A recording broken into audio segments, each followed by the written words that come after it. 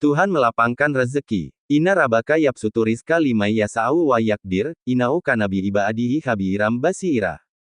Sungguh, Tuhanmu melapangkan rezeki bagi siapa yang Dia kehendaki dan membatasi, bagi siapa yang Dia kehendaki. Sungguh, Dia Maha Mengetahui, Maha Melihat hamba-hambanya.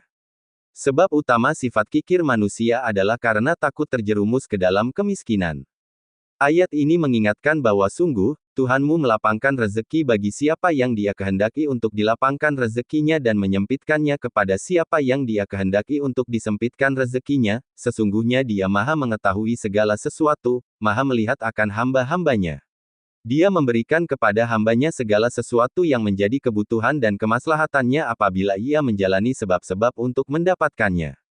Kemudian Allah SWT menjelaskan bahwa Dialah yang melapangkan rezeki kepada siapa yang dikehendakinya, dan Dia pula yang membatasinya.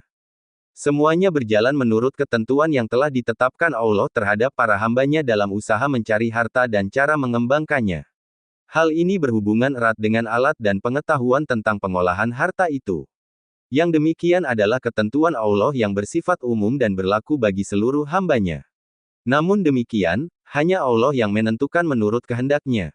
Di akhir ayat ini, Allah SWT menegaskan bahwa Dia Maha Mengetahui para hambanya, siapa di antara mereka yang memanfaatkan kekayaan demi kemaslahatan dan siapa pula yang menggunakannya untuk kemudaratan. Dia juga mengetahui siapa di antara hamba-hambanya yang dalam kemiskinan tetap bersabar dan tawakal kepada Allah, dan siapa yang karena kemiskinan, menjadi orang-orang yang berputus asa, dan jauh dari rahmat Allah. Allah Maha melihat bagaimana mereka mengurus dan mengatur harta benda, apakah mereka itu membelanjakan harta pemberian Allah itu dengan boros ataukah bakil.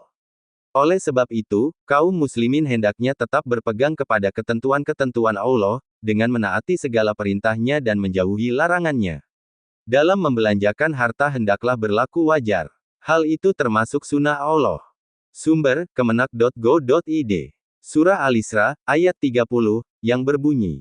Sungguh, Tuhanmu melapangkan rezeki bagi siapa yang Dia kehendaki dan membatasi, bagi siapa yang Dia kehendaki, sesungguhnya Dia Maha Mengetahui lagi Maha Melihat hamba-hambanya. Quran Surat Al-Isra, 30. Tafsir dan makna mendalam. Ayat ini mengandung pelajaran penting tentang hakikat rezeki, sikap hati, dan keseimbangan hidup seorang mukmin. 1. Allah lah pengatur rezeki. Rezeki bukan hanya berupa uang atau harta, tetapi juga kesehatan, ilmu, keluarga, waktu, dan ketenangan batin. Allah melapangkan atau menyempitkan rezeki sesuai dengan hikmah dan pengetahuannya yang sempurna bukan karena cinta atau benci semata. Dalil pendukung. Allah melapangkan rezeki bagi siapa yang Dia kehendaki di antara hamba-hambanya dan menyempitkannya. Sesungguhnya Allah Maha Mengetahui segala sesuatu. Quran Surat Al-Ankabut, 62. 2. Rezeki diatur sesuai kebutuhan dan maslahat. Allah memberikan kelapangan bagi orang yang mampu amanah dan menggunakan rezeki untuk kebaikan. Sebaliknya, bagi sebagian orang, penyempitan rezeki adalah bentuk rahmat agar ia tidak tergelincir dalam kesombongan atau maksiat.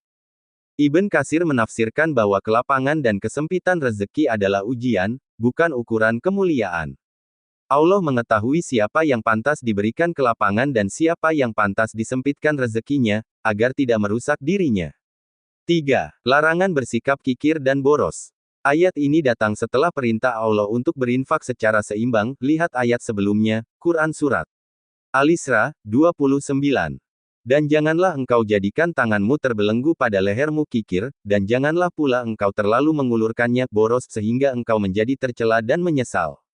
Jadi, jalan tengah wasatiyah adalah prinsip hidup Islami dalam hal harta, tidak boros, tidak pelit, dan selalu mengingat bahwa semua dari Allah. 4. Allah Maha Mengetahui kondisi hamba-hambanya. Allah tahu siapa yang sabar dalam kekurangan dan siapa yang kufur dalam kelimpahan. Dia melihat apakah seseorang menjadikan harta sebagai sarana ibadah dan kebaikan, atau sebagai alat kesombongan dan maksiat. Firman Allah. Dan Dialah yang menjadikan kamu khalifah-khalifah di bumi dan meninggikan sebagian kamu atas sebagian yang lain beberapa derajat, untuk mengujimu tentang apa yang diberikannya kepadamu. Quran Surat Al-An'am, 165. Pelajaran akhlak dan akliyah. Nakli, dalil wahyu. Segala rezeki datang dari Allah, manusia hanya diperintahkan untuk berusaha dan bersyukur. Akli, rasional. Jika semua manusia mendapat rezeki sama, tidak akan ada sistem sosial berjalan. Ada yang kaya untuk membantu yang miskin, ada yang miskin untuk menguji empati yang kaya. Kesimpulan hikmah. Jangan iri pada rezeki orang lain, sebab Allah memberikannya dengan perhitungan yang adil dan penuh hikmah. Rezeki yang berkah bukan yang banyak, tetapi yang bawa manfaat dan mendekatkan kepada Allah. Ujian kesempitan dan kelapangan sama-sama sarana untuk mengukur iman, kesabaran, dan syukur.